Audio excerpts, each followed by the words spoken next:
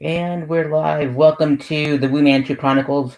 I'm Wu-Man Chu, and every Monday night I do my best to raise funds for the comedians and the musicians on the Thrust Fest bill, as well as let's see here the Hanging Tree Cafe, which is going to be the Grindhouse now, and Smitty's Greenlight Tavern. They're on their virtual tip jar, so you'll see all their information on the bottom, and you can also follow them on Facebook and Twitter and all that stuff, which is on the bottom too. But my guest tonight is we go way back like 7 years, I think, maybe 6. But we started doing stand up together. This is my friend Patrick. Patrick, how's it going, bud? I think you're frozen, like the Disney cartoon. Okay, Is that better? Yeah, I think so. Oh man. So but yeah, Doing real well. How about yourself? fantastic, thank you. I like your artwork in the back. We'll go into your artwork area later, I believe. But what inspired you to perform stand up in the beginning with me? A lot of it was a kind of catalyst with depression. At the time, it was kind of funny too because at the beginning, I really didn't have time to do comedy. And then shortly after, I lost my job, and then it's like, oh, I have free time now. Might as well go to the bars.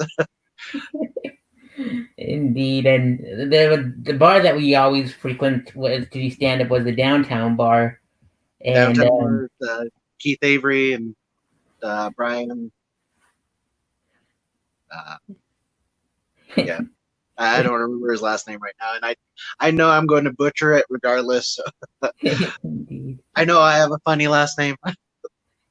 Most definitely. That's why I was like holding off. I'm like, I don't want to butcher your last name either. So it's tough. Like my last name is easy because it's just Chew, like Chewbacca. So it's just. So there's a reason I go by Bo. Makes sense now. So we did some open mics together in the very beginning, and my favorite joke of yours is the bear with the what would Jesus do joke.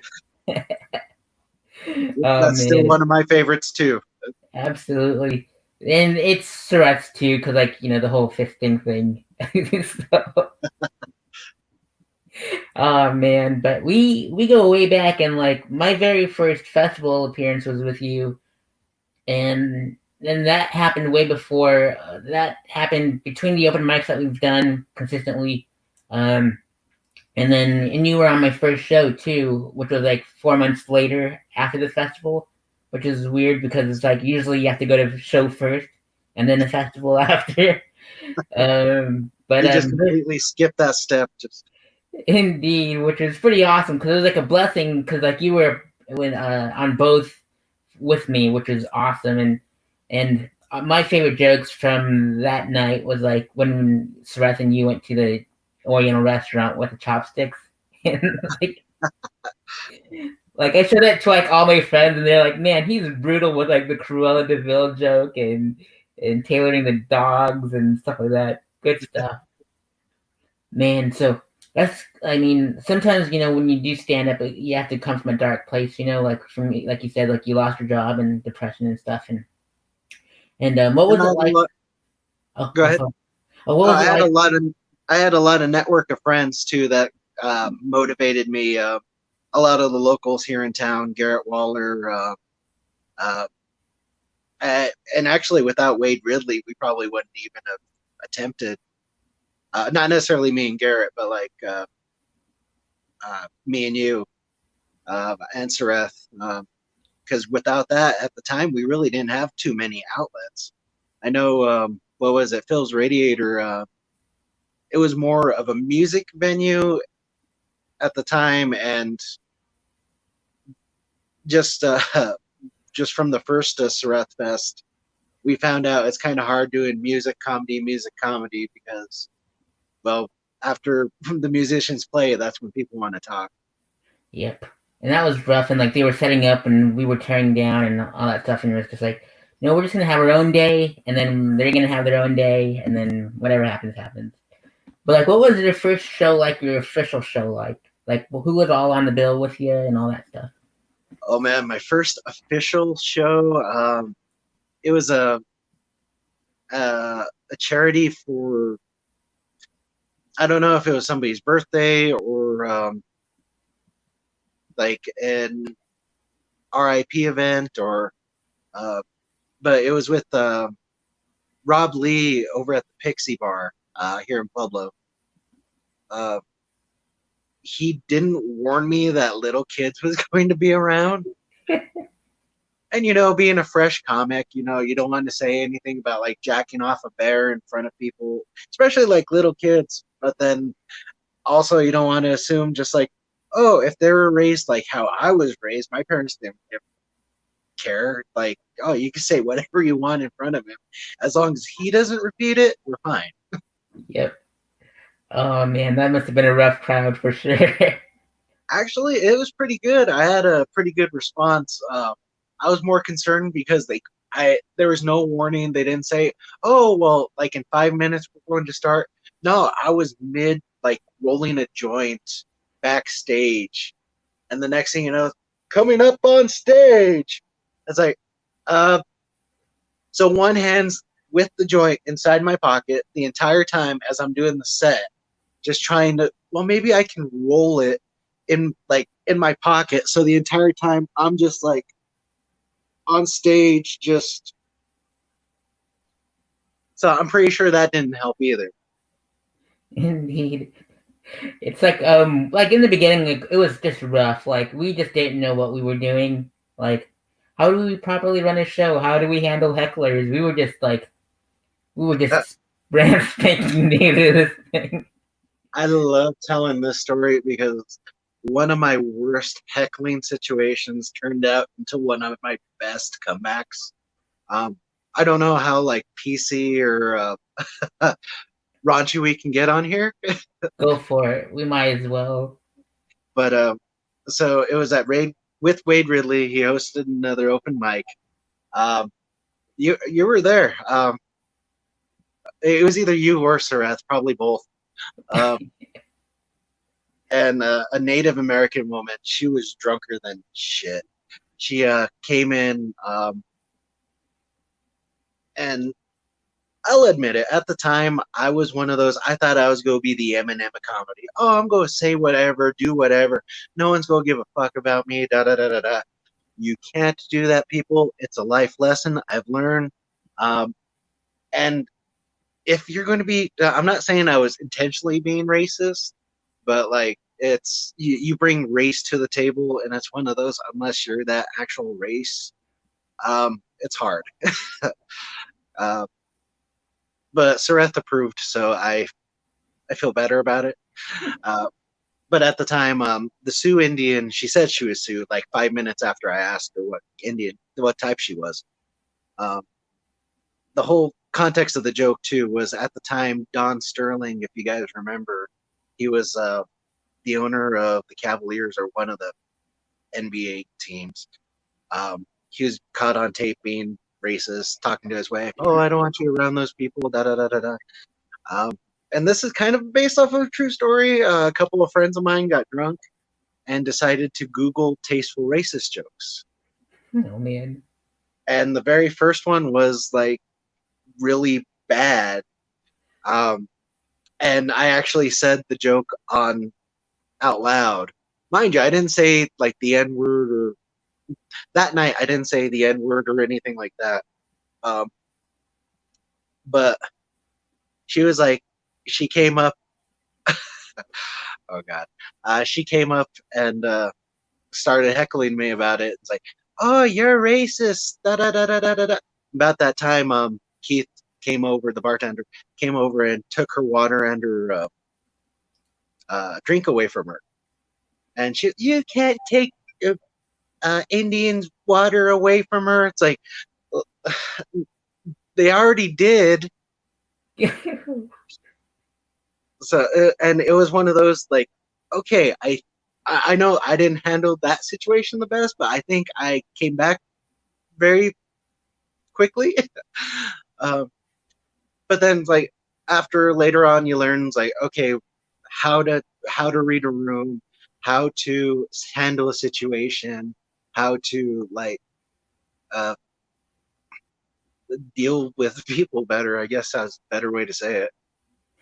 Indeed. And I remember that night too, because like Wade actually tweeted about it, and like because I wasn't there, but Sreth was, and so when he went on the mic, Wade took a picture of him and said he handled her too, and I liked the tweet, and it's stuck there now. I'm not gonna remove it because I'm like, hey, there's a picture of me on stage saying like defending the comics, and I'm like in Daytona, they're like, if you are offended easily by anything, there's a bridge down the street you can jump off of.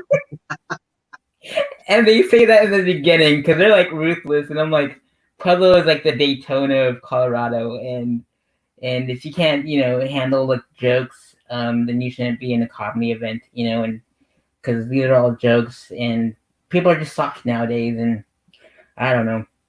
But I That's remember one that thing. night clearly too. That's one thing at a roast I learned too. It's like even though it's a good, funny, dark joke, Mm-hmm. not everybody understands that.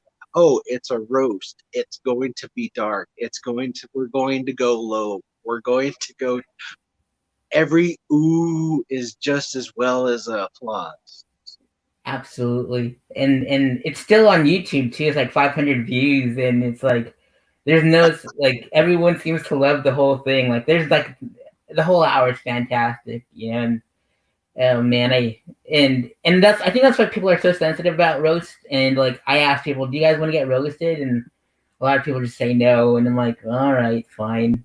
And to have that as my very first show, that was just like that took balls, like just to get like clowned on, like sort of like it takes a lot of balls to wear a cape around here and all that stuff. But I don't know, good Well, stuff. at the same time, I wouldn't mess with the guy with wearing a cape. It's and you have the advantage during this whole Corona BS. Like, oh, you got your mask, so it's like, oh, no one's asking you nowadays. Like, hey, remove your mask. We need to see your. Oh, it's Wu-Man Chu. Okay, we got you. Yep, you're totally fine. Oh man, good stuff. But you also go out of town and do mics and shows, and like, what's the farthest you ever gone and did a show or a mic and stuff like that? Um, I'm bad with geography, so it's either go be Springs or Penrose. Uh, um, I had a lot of fun in Penrose. Oh, actually, Avondale? No, I don't know. It's like an hour outside Denver. Unfortunately, like I don't travel too often, so it's like I don't get to like. Oh, there's one in New Mexico. I know me and Chadwick were talking about doing one in Missouri. Um, that was before the whole Kansas City Chiefs won the Super Bowl. Um, Ah, and we're indeed. thinking like, oh, mixture of partying, going up there, and then when they actually won, it's like, oh yeah, there's no way we're going to go there and back safely with all the people, especially Casey hasn't won in like 50 years, so that's a giant celebration. Not that I don't want to be a part of it, but I know how crazy people can, and Just I don't. riots I'm one of them. galore. Indeed. Oh man, so you started doing art and like resin art. What got you into that stuff? I got in that like April. I don't know, probably January 2018, right at the beginning of the year. What kind of inspired me was actually two ladies came into our shop at the time. They had like marijuana necklaces, like handmade out of glass. Um, and then I made a comment on it. I was like, "Oh, I like your necklace." Da, da, da, da. The very next day, she came in with a uh, epoxy pin uh, that looks somewhat similar to her necklace, and it's like that was even to this day, as a bud tender, that was like the greatest tip I ever got. And then it started out to, oh, okay, well, I could kind of do that too, like making it out of resin. Uh, the only thing was they actually used like the glass chunks with it, which um, it works, but I for some reason can't get the hang of it. I don't know if it's the glass I'm using or, but um, inspiration comes out of failures. And then I started going around like giving all the other bud tenders in town, like the ones um, the shops I uh, go to, and then same thing. I wanted to recreate that feeling, and then next thing I know, I have a little bit of a stockpile of them, and then the apothecary down here, they had a vendor's day, so it's like anybody with a business license can go down and like sell their shit, and then it's for any inspiring entrepreneurs out there. I'm going to tell you, it's ridiculously easy to get your business license. I thought you had to get a college degree and like loans and shit like that. No, if you're like pay for everything yourself, like over the years, like your equipment, um, it's actually a worthwhile investment. It was only like $60 for a resale license, and that's for like taxes and shit. And then since I make my own shit, it's just literally the cost of materials. Wow. How long does it usually take for everything to settle? That's pretty rad. Uh, Anywhere between 2 days and a week, depending on how intricate you get. Um, there's layered effects you can do. I also do like organites and paperweights. Uh, I know a lot of people uh, are uh, are demanding tiger's eye and amethyst, a couple of healing crystals, stuff like that.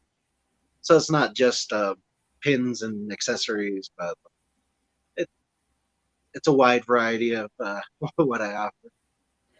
Indeed, I still have the pins and the keychains that you gave me. So thank you for doing that. For it was either at what like my album recording show or it was either at the festival. It was one of those dates, but I still have those. And thank you so much. And that's pretty awesome of you, You're man. welcome, brother. Anytime.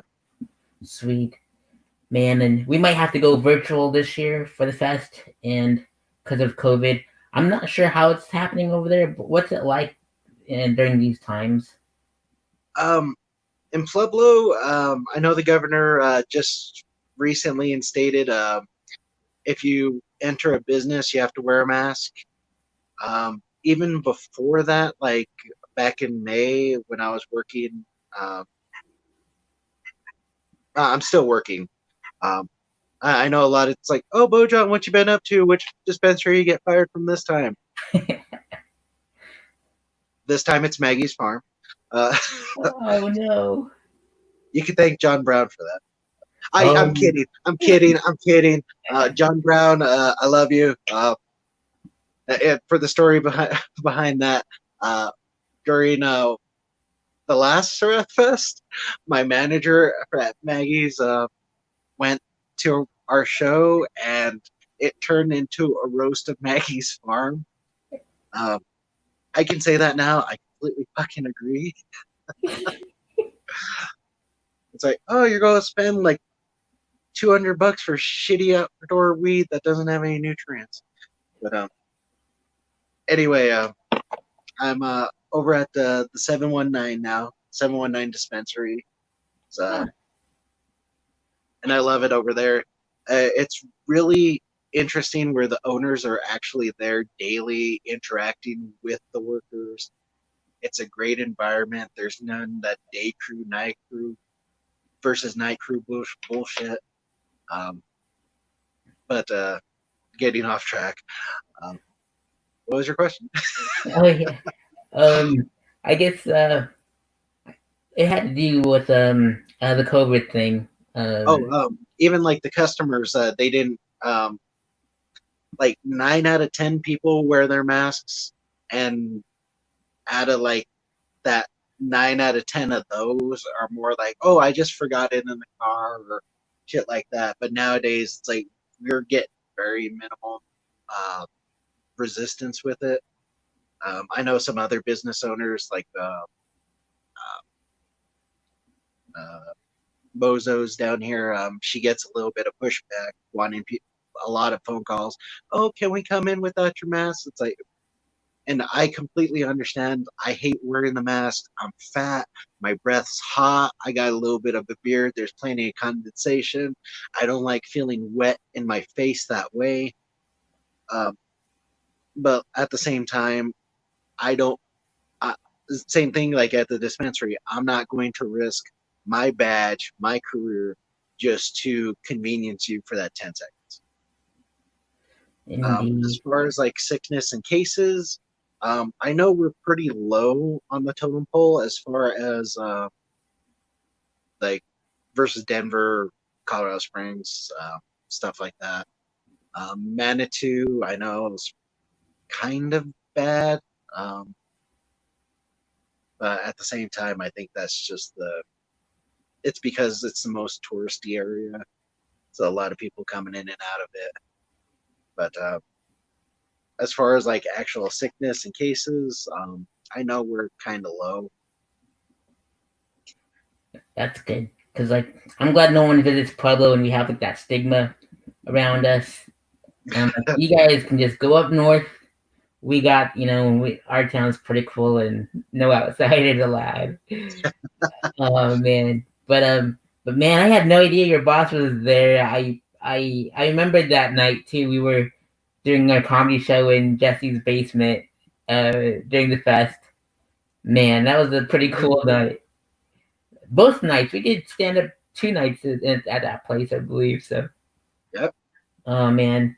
So no more roasts. We're gonna just do like specialty comedy shows now, which is like, I guess we just had no more public comics that wanted to get roasted. So I'm like, oh well, sucks to Well, be and them. I think it's kind of hard too because like not necessarily like timing, but like everybody that wants to roast you, they're not going to necessarily take off work, like, stuff like that, just for like a 20 or for like just a 1 day event. It's not necessarily important enough where they can get off of work. Mm-hmm. But like I know a lot of people like want to. Like I think I had 3 roasters at mine, but uh, at the same Indeed. time, I still had a blast, had fun, do it again, do it all the time. Absolutely. I remembered when we roasted Mike Sword, and I'm like, I'm so glad, cause like we asked everyone, like all his friends, and they didn't want to do it, and then so like we just hopped on there and just like made fun of him, and it's still live too. It's on YouTube on my channel too, so that's the good stuff. I didn't Remember know you got that one on YouTube. I gotta check that one out. that? Indeed, it's good stuff. And like his his friend and his drunk wife came over to our jumped into, and we're like, I don't even know who she is, and she's drunk all the time, but she's man, the stress joke about Mike Sword being he looks like Pugsley from the Addams Family is on there. If he joined a metal band and called it Taking Back Wednesday. Yeah, man, that just came out of nowhere. I was totally, or Sreth wasn't prepared for it, but almost And blew. it's bad. Like if I wish I would have known none of his friends would have wanted to do that because I would have completely prepared and roasted his ass. It's like the real life Homer Simpson. Just I remembered when you said that was like Mike Sword was your future you, and he was like, "You wish." At my fest or my roast is, oh man, so much good times with us. And I'm moving back, so I'm like, well, we'll definitely have to hit up more mics in like North, or maybe start a new one or something. Because like, I'm glad that Wade and like Charlie and John and everything was like on the forefront of this public comedy scene, and I think it started like blossoming up to like Springs and stuff like that, and more people kept on doing stand up, and they kept on coming down to ours, and definitely a good time. Definitely miss it. So hopefully when I move back, hopefully soon, we'll oh yeah, we'll just revive between it. between you and Wu-Man Chu, man, it's like you've helped keep the comedy scenes alive in Pueblo, let alone the music scene. I know there's a couple of times, well, quite a few times we've outlived venues in town. I think the Phil's closed down like 3 or 4 times. Um, the downtown bar quit doing comedy there for a little while. First and Main, the Green Light. Ah, shit. What was that little place on Evans where we did the second? Uh, I think it was like venue 1923 or something, 1925, something like that. yeah, just right there up next to the highway where the Mhm. juggalos didn't like a juggalo like beat the shit out of his girl or something there. Yeah, and I was just like, man, what the heck's going on here? And like the venue owners are the one that said book these guys, and then I'm like, well, I don't know who they are, and they're like, they're my cousins. I'm like, okay, and then I'm like, I might as well. It's your cousins, and so I've never seen them since. But like, I'm sure John Brown knows them and stuff, so I don't know. And like the thing about the hip hop scene, there's like there's hardly any hip hop like left, and I'm like, where did everyone go? Like, did everyone retire? And I'm like, if I'm gonna, I guess I'm the only, with Despicable Dialects, I'm like we're the only ones that are hip hop, and so eventually I'll bring more hip hop into town and put them on the fest. Maybe like Bullheaded or the Reminders or something, or Black Pegasus, something, someone that's close, so that way they don't have to drive all the way from Denver or something. But um, maybe because we have a lot of metal, and I don't mind the metal. It's just we just need more of a variety of like more hip hop and maybe country. I can't even find a country act in Pueblo. I'm like, we're like Uh, right next to some farms. Like, where are they? Countries like the medical side of Pueblo, medical dispensaries in Pueblo, it's a dying breed. Really, it's that bad in Pueblo? Like the medical marijuana dispensaries? Well, and I hate to say it like this, but medical got them rich. Recreational gets lots of places filthy rich. And when you're getting filthy rich, you forget about your medical riches. Ah, it makes sense, man. And your dispensary is like right by Independent Records, right? No, we're right next to. So we're on the not on the boulevard. We're on the same street at Lowe's, Faribault, 2429 Faribault Street, Street or Avenue. I'm not even sure. I think I, it's I think it's Street. I was confused because like there's that other one that's like right by Independent Records, and it's like in the same numbers or like in numbers, and I'm like, oh, that's where I got the numbers things confused. There's so many numbers. I don't know. I don't I even think smoke, so. I think Soto still works over at the 404. Oh, that's the one, the 404. That's what's it called. But man, definitely good times at the fest and doing stand up with you, and definitely can't wait to do some more shows. Counting down the days. I don't even know when I'm going, but Florida's gotten crazy with COVID, and I'm like, get me out of here. I don't want to deal with this stuff anymore. I got to wear a mask and another mask underneath this. I'm like, I can't even. I can't even That's what you need to do. Just make little Wu-Man Chu mask so every time, whoosh, whoosh, whoosh, it's a new mask every time. Absolutely. I have like 7 of them, like one for every day of the week if I have to go out or if one's dirty or something. Indeed, like the bastard, old dirty bastard. But are there any other things that we should cover while you're still here on online and all that stuff? Any final Um, words, shout outs? let's see. We talked about how we met. How yes, uh, the chopstick story. Uh, man, God, we've been through like 7 roasts together. Um, Again, I want to thank you and Sareth for keeping Pueblo comedy alive um, between all the different venues. I You've helped introduce us to many great acts, many great friends, uh, and it's always fun watching new people come, grow, um, tell a funnier joke than you. Um, it, it it's great. It's always a learning process. I hate that it's changed so much. Not necessarily changed negativity, but like um, negatively is the word I was trying to say. Sorry. Um, but rather than like, I think there's only one venue left in town. Uh, and then again with this whole COVID thing, not this, I can't blame COVID for Pueblo comedy because it has been decreasing here for a little bit, but it's certainly hasn't helped it. And like me myself, it's like I have a hard time getting out of the house when it's like, oh well, do I want to risk my health and tell jokes or uh and then I'm not saying I refuse to do like the Zoom shows, but like if I wanted to tell jokes in front of other comics, I'd go back to Phil's. That's so true. I mean, there was like when we started doing stand up, there were like so many cliques, and they don't exist anymore.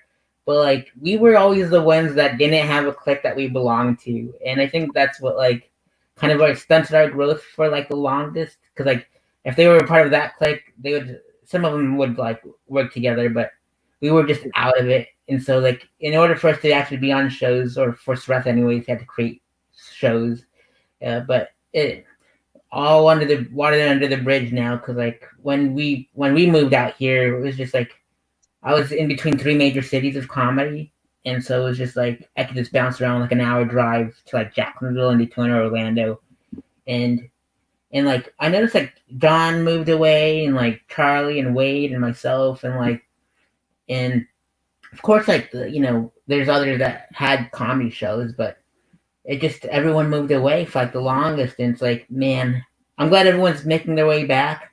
I mean, Charlie's like not planning on moving to uh, Colorado anytime soon, but like John's back and Wade's back, and so hopefully we all put all our differences aside and we all can like rebuild the scene again and do something. And I think that's a little bit of too. It's like guilty by association because like a lot of people thought I was super associated with Wade. Um, like not necessarily like I just to put this out there. I have no bad blood against anybody. Um, there are a couple of comics that I don't necessarily like because of their personal choices, but that's not necessarily like we're all dark adults. Just because you don't like Pepsi doesn't mean I'm going to treat you like a Coke fan. Um, we're all human. We're all grown ups. Now, at the same time, if you're being a dick about it, saying, "Oh, kids belong in cages," fuck you. Um, there's there's a difference between like somebody said it best. It's like I won't dislike you or hate you because your political preferences. Moral and ethical ones, that's a different story. Most def. And that's like what I was like thinking too. It's like, and with our scene at the time, it was really small. Like there was like 10 of us, and so like I was too lazy to branch out to go to anywhere else because I had no money. It's like, and I didn't want to give anybody gas money, and I couldn't afford to. But being poor is a great hindrance of comedy.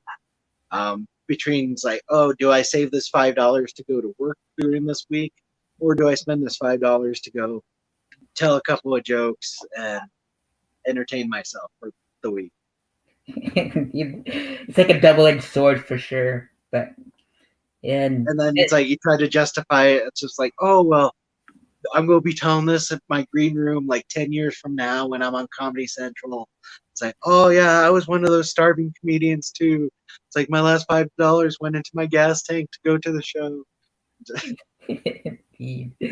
Oh man, most definitely. And like even today, like if you do like the alternative rooms, like you don't get paid for those. Like you just get like a 2 drink, like drink ticket or whatever, and like exposure. and that's the same here in Florida. Like there's exposure. yeah, they're just like so far and in between. And that's why like I do my very best to raise funds throughout the year so that way I can pay everybody on the bill and like whatever they want. Because like it's been too long for us to like not compensate for our art. And I just said that's not gonna happen at Surrath Fest.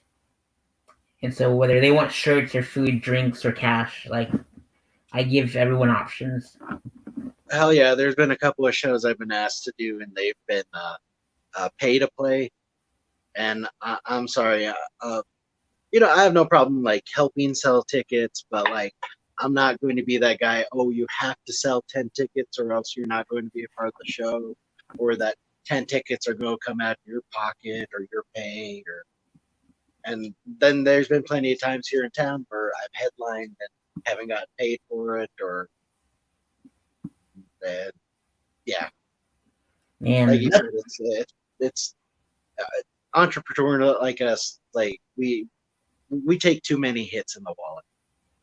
most definitely, it's like exposure doesn't put gas in our tanks or food in our bellies. So, Exactly. so You hopefully when I can't go to move McDonald's. You can't go to McDonald's and get a Big Mac on exposure. back, that's for sure. So hopefully when I move back, we'll change all that Awesome. and good stuff. Oh man, so I'm glad we all got that out of our systems and all that good stuff. And man, it's just I can't believe it's been like 6, 7 years since we first performed stand together.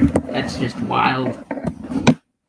And just between like all the friends we've made, let alone all the friends we've lost throughout the years. Dan Guest, Dave Frost. Uh, fuck, there's way too many to mention. Yeah, Uh, And I guess that's uh, something else we can address. Like we were saying with I know a lot of comedians uh, have some sort of depression or anxiety or some sort of problem they're dealing with, and comedy is a great uh, what's the word I'm looking for? Not motivator, but like escape.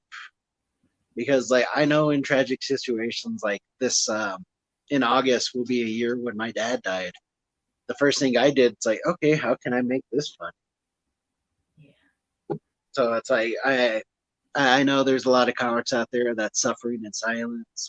I know I did for a long time.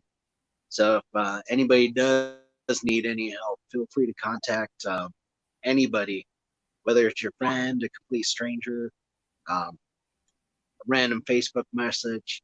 I know my door is always open. I'll never be like, oh well, fuck you, go do something about it, pussy. No, I'd rather hear a story than the alternative.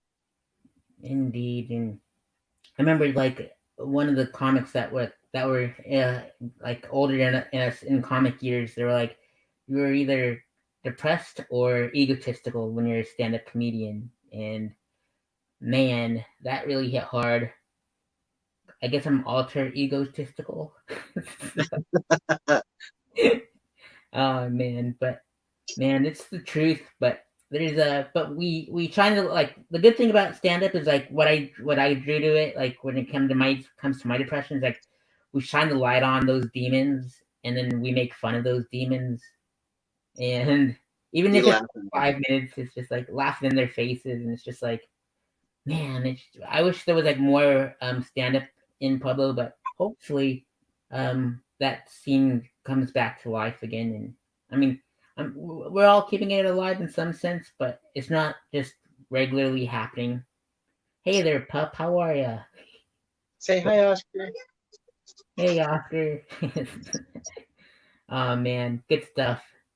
So I Uh, like your street signs on the back too. By the way, no vehicles allowed on grass. oh, thank you. I can actually say it's been like 20 years. So my cousin stole them like 20 years ago.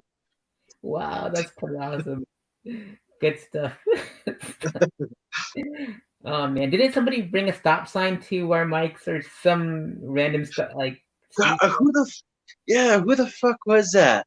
A guy, like, I guess the whole situation was, uh, like a couple hours before somebody like hit that stop sign and just took off, and nobody bothered like pick it up or repair it. So that homeless dude just came in, say, "Hey, can I take this for a bit?" And yeah, he carried it inside the, was it the downtown? Yeah, it was the downtown bar at the time. If those walls can talk, man, there's so many wild nights at the downtown bar when Keith and Brian are the best when it comes to that, and keeping the scene alive with like John Brown's stuff at the Spirit House and all that good stuff, and definitely good times. But man, it's so great to catch up with you and all that good stuff, and I know that you don't like to go like virtual Zoom shows or and stuff, but I promise if we need to, everyone's gonna go live streaming on the fest. I want to keep it alive in some form or fashion. And like I have this crazy idea to make it more entertaining because like you can't hear nobody's laughter through these things, which sucks. So I have a better alternative. So when we go off the air, I'll tell you about it, and hopefully you dig it. But it buzzed me out because I really wanted to put some money like into Charles's from like the Grindhouse's pockets like through the whole festival. But with Yeah, the COVID thing, I want to make sure you guys are safe so that way you all can come back next year and do this again because like the design on the shirts are already made, and I don't think we can squeeze another one in the thing. But Charlie said we can.